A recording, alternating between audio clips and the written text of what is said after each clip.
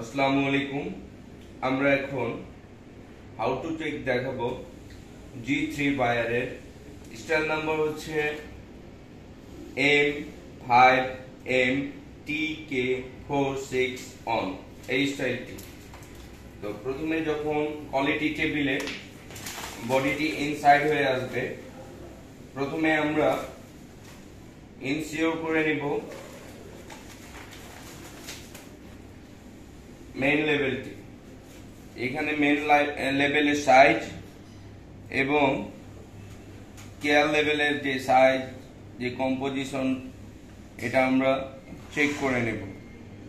অবশ্যই এটা colour wedge আছে, কালার ওয়েজ আর্টিকেল ঠিক আছে কিনা, যে কম্পোজিশন গুলো ঠিক আছে কিনা, যেমন 92% কটন, 8% স্পেন্ডেক্স, এইগুলো আমাদের দেখে নিতে হবে। এটা দেখে নেওয়ার পরে আমরা চেক শুরু করব। বডিটি আমরা এভাবে নিব, নেওয়ার পরে যে স্ট্রাপটি আছে বোথ সাইড ইভেন আছে কিনা এভাবে আমরা এটা দেখে নেব। এবং অবশ্যই এটা লক্ষ্য রাখবো, এখানে যে ব্যাক আছে, ব্যাকের এখানে বেশি ওভার স্টিচ হওয়া যাবে না, কারণ এখানে ওভার স্টিচ হলে নিডল কাট হওয়ার পসিবিলিটি আছে। সো আমরা এখানে দেখে নিব নিডল কাট আছে কিনা। এই দুই জায়গাতে আমরা নিডল কাটটি দেখে নিব। তারপরে আমরা ক্র্যাক স্টিচ হলে চলবে না, এভাবে আমরা টেনে দেখে নিব যে এটা টেনশনটা ফ্রি আছে কিনা, টেনশনটি ফ্রি আছে কিনা, ক্র্যাক স্টিচ হওয়া যাবে না। এভাবে এটা টেনে দেখে নিব যে এই যে স্ট্রাপের ইচ পয়েন্টটা যে আমাদের পাইপিং করা আছে, এই পাইপিংটি আমাদের দেখে নিতে হবে এখানে কোনো রয়েজ আউট হওয়া চলবে না। এই দুই কর্নারটা আমাদের ভালোভাবে দেখে নিতে হবে যে এটা ইভেন হইতে হবে উইথটি, এবং সিকিউর মানে ব্যাক স্টিচ প্রপারলি আছে কিনা। ব্যাক স্টিচ যদি না থাকে তাহলে চলবে না। এখানে এভাবে ভালোভাবে দেখে নিতে হবে, উভয় সাইডে ভালোভাবে দেখে নিতে হবে। তারপরে আমরা দেখে নিব দুইটি হ্যাঙ্গার লুপ। এই হ্যাঙ্গার লুপ দুইটি আমাদের একটু টান দিয়ে দেখতে হবে সিকিউর আছে কিনা, টান দিয়ে দেখতে হবে। এবং দুই hanger loop both side must be even হইতে হবে। এভাবে দেখার পর আমরা দেখব ইভেন আছে কিনা। তারপরে আমরা সাইডটি চেক করব। সাইড চেক করার সময় আমরা লক্ষ্য রাখবো যে আমাদের ওভারলকে কোনো কার্লেট স্টিচ আছে কিনা, সিঙ্গেল আছে কিনা, বা ফ্রেইং আউট হচ্ছে কিনা, স্কিপ ব্রোকেন আছে কিনা আমরা দেখে নিব।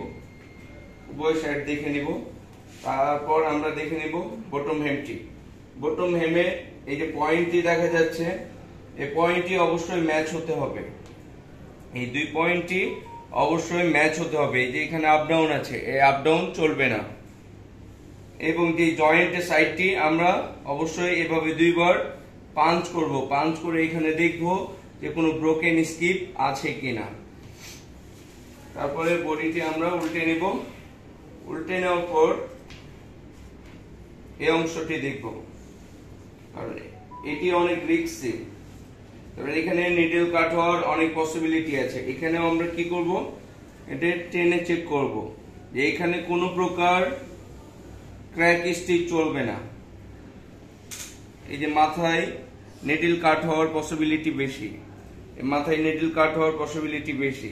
এই কারণে আমরা প্রতি 2 ঘন্টা পর পর নিডল চেঞ্জ করে নেব। এবং পাইপিং গুলো এভাবে টেনে দেখতে হবে যে টেনশন ফ্রি আছে কিনা, ক্র্যাক স্টিচ হলে চলবে না। এভাবে ইনসাইড দেখা হলে আমরা বডিটি টপ সাইড করব।